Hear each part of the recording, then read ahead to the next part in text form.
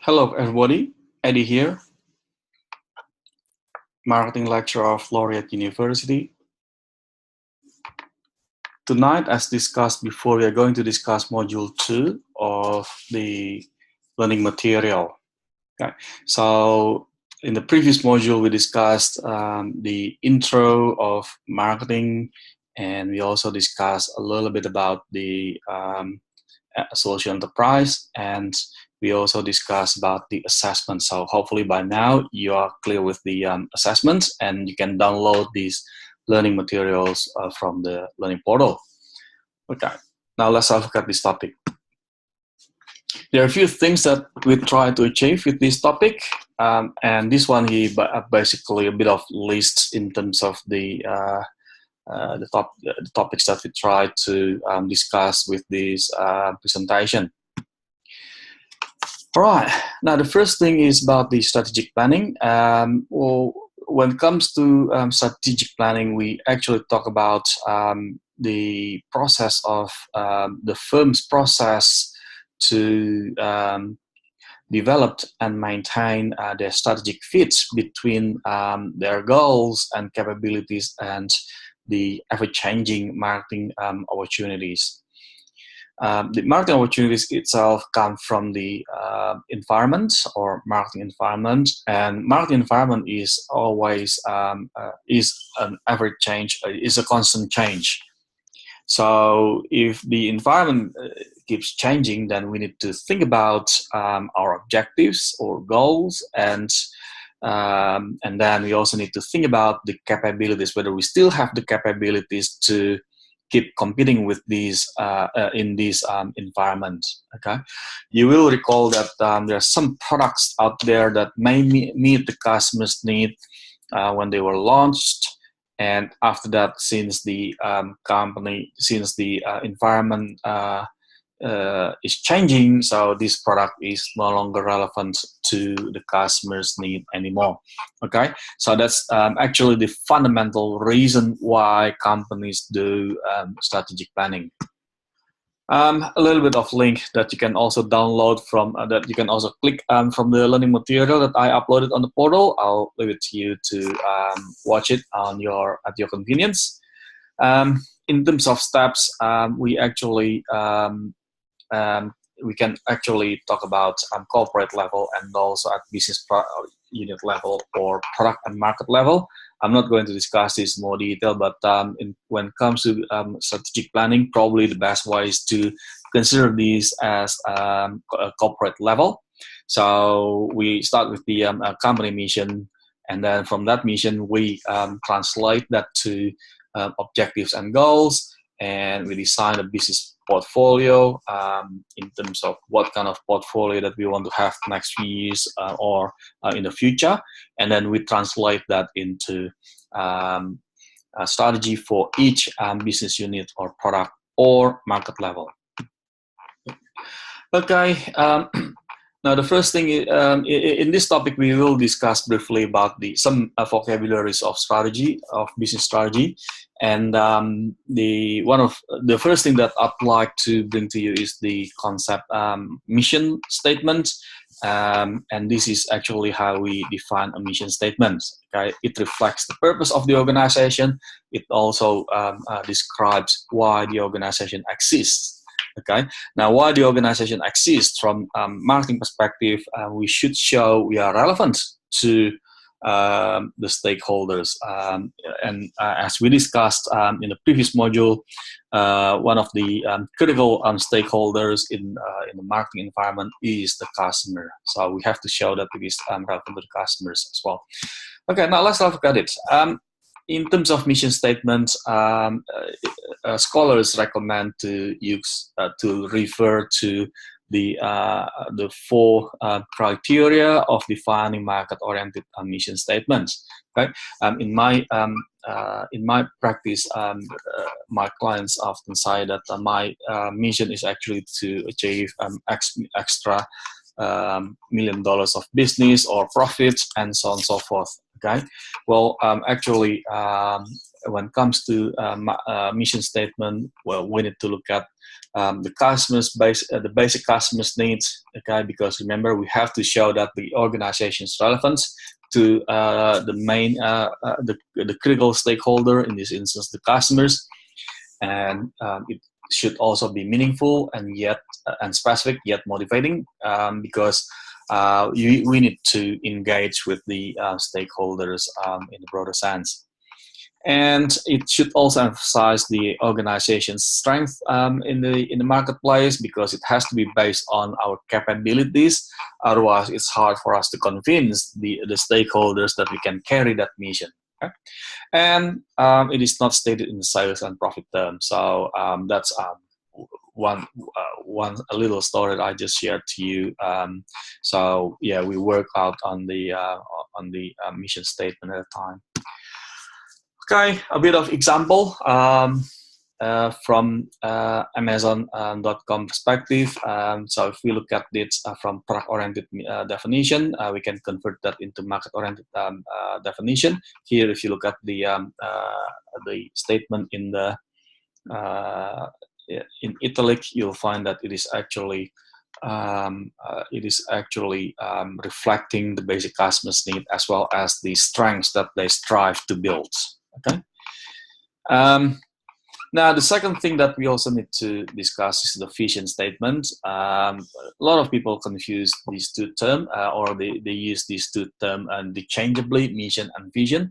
Actually, vision is about something else. So it reflects the strategic intent or the desired future state, as the name suggests, vision.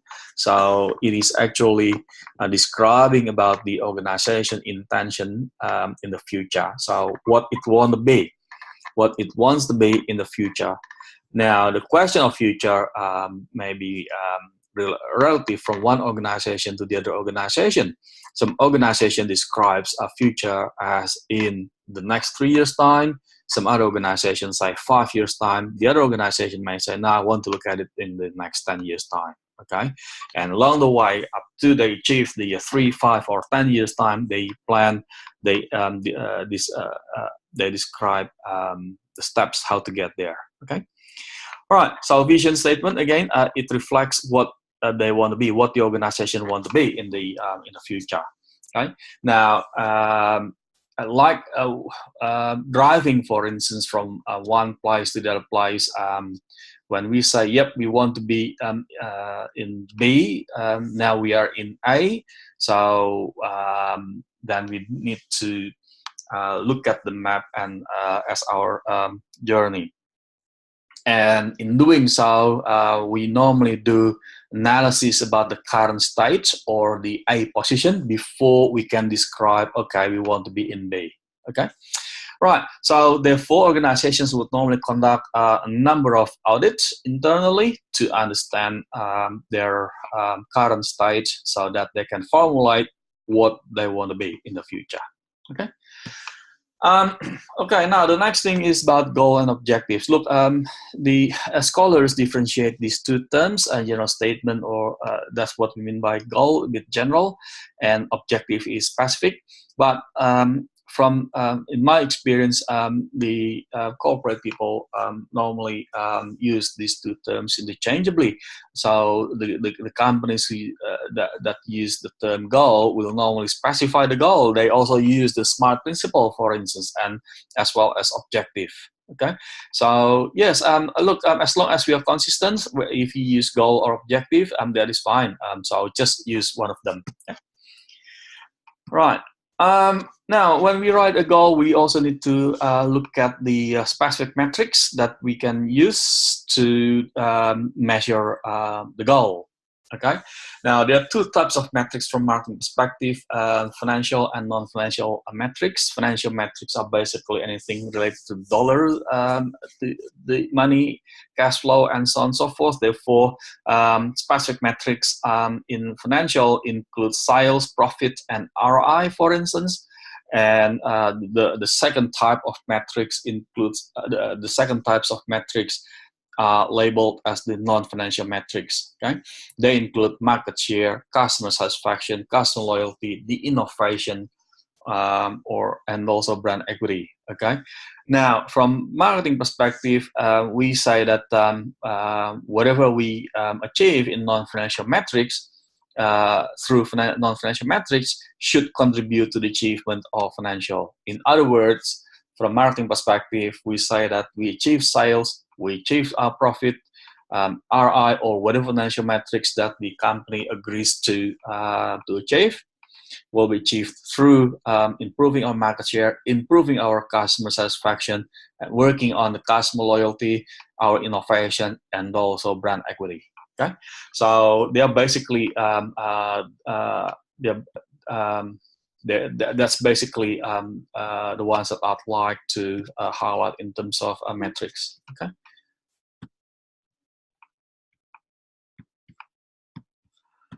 All right. Now, the other thing is, I believe everyone is familiar with the term SMART principle. When we outline objectives or goals, we need to use this principle, SMART, specific, measurable, obtainable, relevant, time, or time-bound. Okay. So the specific in here is actually about what we want to achieve, and the measurable in here is about how many or how much. It could be a percentage, it could be dollar value, it could be any number that put in. Okay, and attainable in here basically describes that the objective is attainable. It doesn't make our team breaking down because they get stressed of achieving something that they would never achieve, for instance. Okay, so it should make sense in terms of whether it is achievable or not. Relevant in here actually describes that the objective is relevant to the role description that we have. So, for instance, if I am a marketer and the company assigned me to make computer program, well, it's not relevant to my role description. Okay, but if the company suggests that I need to achieve certain level of customer satisfaction or certain level of brand awareness or brand image or sales or profit, yes, they are relevant because they are in the marketing metrics. Okay, and they are in my my description, in my role description as a marketer. Okay? Timed or time bound actually reflects the when factor, when it has to be achieved. Okay. All right. Just a little bit of elements in here.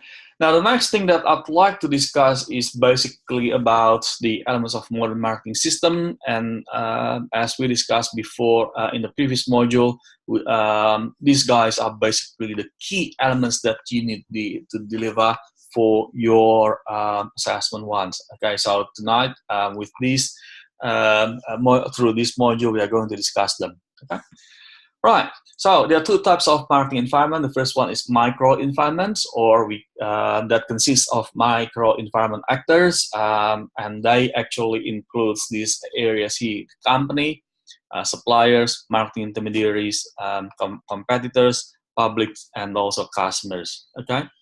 As we discussed before in the previous module, we say that marketing is described as an activity, set of processes, institutions, right, that focus on creating, communicating, delivering, offering that has value for customers in our exchange process. Since it is described as sets of activities, processes, and institutions,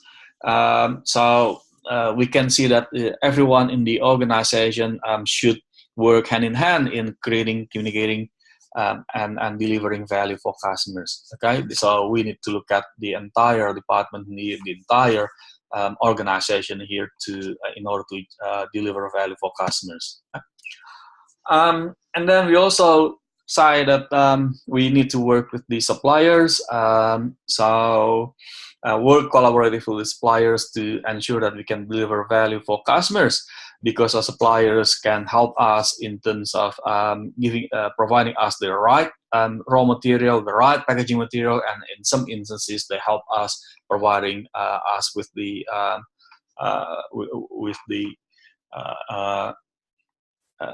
labor. And the next thing is the marketing intermediaries, which is basically which consists of the distributors, retailers, wholesalers, and so on and so forth. Okay, they help us in terms of promoting, selling, and distributing our offering for the customers. And in doing so, our marketing intermediaries actually consist of several companies, and they are interdependent companies, and they work to ensure that our products, services are available for customers. Okay. All right. So that's basically marketing intermediaries. And in terms of marketing intermediaries, we may also find that our marketing intermediaries work with our competitors as well. Okay. Right. Now this is the critical elements of the micro-environmental actors, competitors. The reason why they are critical is basically because we want to ensure that we offer superior value for customers. Okay, so the value that we offer should be superior if we compare to the competitors. All right. So one of the things that we also need to look at is to profile our competitors, whether they are the right competitors, indirect competitors, or product substitutes. Okay, in doing so, we could start with the need analysis. What need that our product or product category satisfies. Okay, the closer the other company satisfying that need, deploying the strategies to meet that need, that means they are a direct competitor. Okay, right. This is another template that we can also consider in terms of analyzing competitors. We can look at their marketing mix variables, what they are offering for the customers, product, price, place, promotion. Okay, and we look at the three major competitors in the business. Okay? Public is interesting because public may not be our target market, but their voice needs to be considered as well, because the effectiveness of the company in creating, communicating, and delivering value for customers may also be affected by public's voice. We recall that some companies may be struggling to convince the customers because the public or like not-for-profit organizations, for instance, have been running campaign against them, for instance. So therefore, we need to manage the public's interest as well. I'm not going to discuss this. Customers, the focal point in the value delivery system in our marketing environment, they consist of consumer market, business market, government, and also international market. So that's customers. All right, so there are 6 actors in micro environments, as we discussed before. That includes the company, the customers, the competitors, public, marketing intermediaries, and also the suppliers. All right. For your assessments, could you please focus on customers and competitors as your focal as your critical analysis? Now, the next one is about macro environment. These guys here are basically macro environment that includes the 6 elements as well. Okay? Demographic, economic, natural, technological, political, and social environments, and also culture environments. Okay, the main points about these macro environmental forces are basically to understand how they change in the market. Okay, how they change. So demographic, for instance, the study of human population in terms of size, density, location, age, gender, and so on and so forth. So what we want to look at is basically how the demographic profile in our market in terms of these characteristics change. Okay. Economic is also another important element. It consists of factors that affect the consumer spending power, spending pattern. Okay, that helps us to understand whether consumers can maintain their lifestyle or not. So, for instance, if our customers go to the pub every week, the consumer confidence as part of the economic indicators help us to understand whether they can maintain their lifestyle or not. And then natural is another one, which is basically about the natural resources, which is critical. A lot of products, a lot of companies actually are affected with the natural environments because they may affect the shortage of natural resources. Especially most of the organizations use fossil fuel type of energy, for instance, and unfortunately, this type of energy is not replenishable. And then technological environment focuses on the creating new technologies, new products, and market opportunities. One of the highlights in terms of technological environment is the digital technology that opens opportunities for some companies and that may be threats for the other companies. Okay. With digital technology, companies who master digital technology, who have the capability to adopt digital technology, that opens more opportunities for them, for instance, in terms of reaching the customers, for instance. Okay? Political and social environment consists of laws, the government agencies, pressure groups, for instance, and also the various values in the society. Okay? Cultural environment includes the perceptions, values, preferences, and behaviors, norms, and informal rules that the society adopts. Okay? Just some highlights in terms of Australian demographic profile. We have the baby boomers, Generation X, and millennials in terms of age structure in markets like Australia, and each of them has their own characteristics. And it is also important for me to highlight to you that if you use generational marketing like this, please make sure that they are relevant to your product category, to your industry. At the end of the day, what you want to know is whether they have that need or not in your product category. Okay. Another highlights in terms of demographic profile in Australia, for instance, we witness some geographic shift in the population, a better educated, more white collar, more professional education, and this has implication to marketing as well in terms of they may be more demanding. We are facing more demanding customers, and of course the increasing diversity. Okay, and with the increase of diversity, that drives the companies to think about customizing their offering. Okay.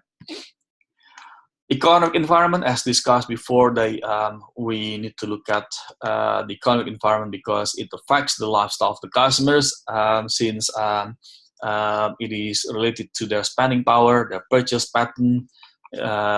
So their lifestyles is probably affected by their ability to spend money. Okay, natural environment. There are three issues that we discussed briefly before: the shortage of raw materials, increased pollution.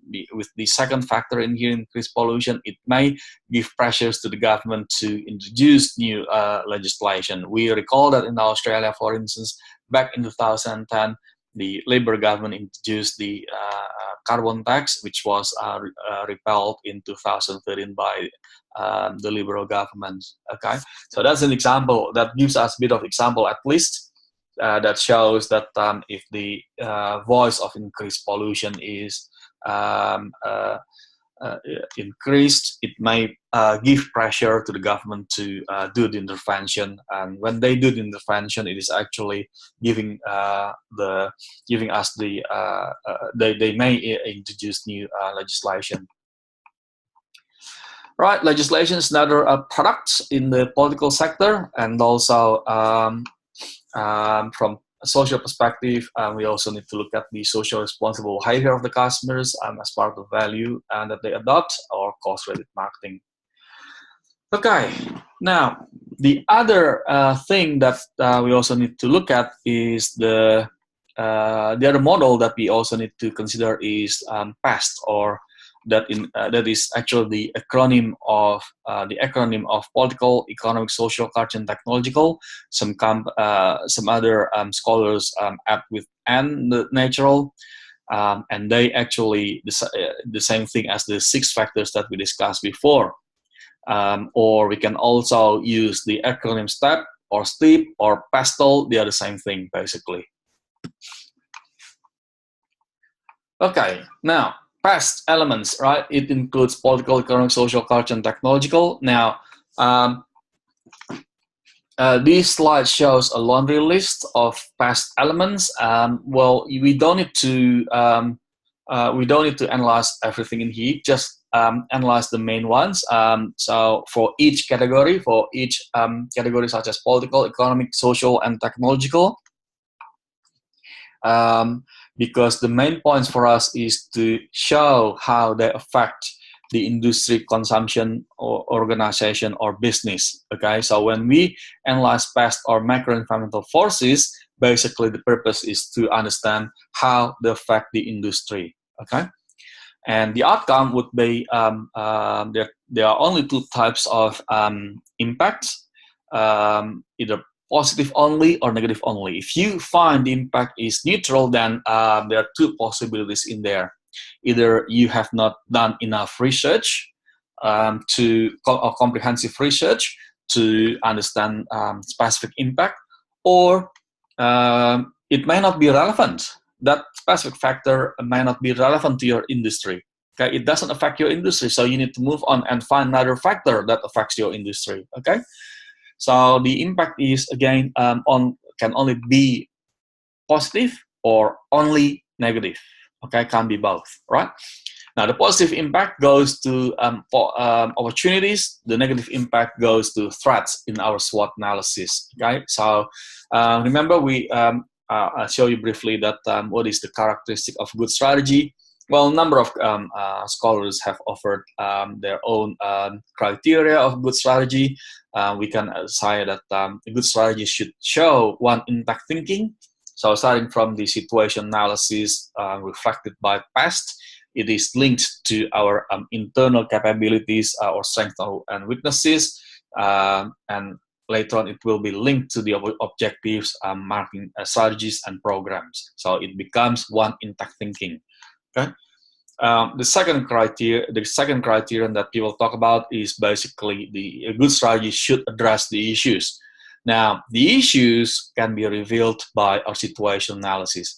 I would also like to recommend you guys to understand, to appreciate the process of situation analysis, like past analysis, competitor analysis. The reason for that is because when you write a business strategy or business plan, or any other plan that you write for the company, you will definitely start with the situation analysis or environmental analysis that includes macro environmental analysis, competitor analysis, customer analysis. Okay, the next thing that we need to discuss is the SWOT analysis. We touched this area briefly the previous topic in the previous slides. Now, SWOT analysis actually contains internal and external analysis, where when it comes to the internal analysis, basically anything that comes from us, actually internal, they are basically the ones that, relatively speaking, we can control. Whilst the external are basically the ones that we find it hard to control, beyond our control, relatively speaking. Okay,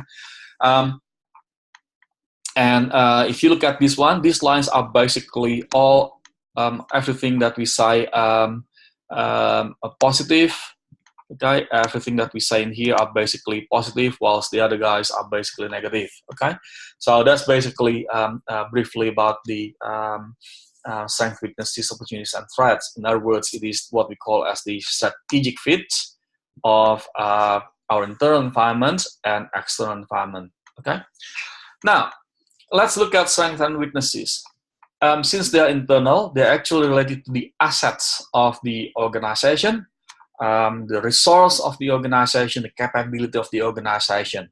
Okay, they are related to internal environment. Okay, so what are the examples? Well, they include brand, for instance, brand association, brand image, brand power. Okay, or the financial resources, human resources. If you have strong or motivated and highly skilled employees, then we have strong asset in there. Okay, experience such as business experience, technology that we master. Okay, they are part of the asset as well. Okay, retail industry may also look at their location. If they've got a strong location, for instance, it may be a game changer in retail marketing. Okay. Patents, technologies, there are some other couple of other assets that we can consider, whether the company has it or not. Okay, and then opportunities and threats. We discussed that. Opportunities are basically all favorable situation or favorable environmental forces. Okay, or in other words, all favorable pests. Okay, threats are basically all unfavorable pests plus competitors, either current competitors or future competitors. Okay, right. So that's basically SWOT analysis. Now here we have a little bit of we have the a little bit of information here in terms of populating the resources or assets. We have the customer-based assets, internal support asset, alliance-based assets, and the other one is supply chain assets. Okay, so they include those examples I just gave. The brand, for instance, the financial resources, or supply chain capabilities to manage the cost structure, for instance, like the guys in here. And also access to customers, access to suppliers. Okay, so there's some access, some assets or resource that we can also consider in our strength or weaknesses analysis. Okay, now let's look at this one here briefly. But before we do that, I just want to let's discuss this in the next part of this presentation.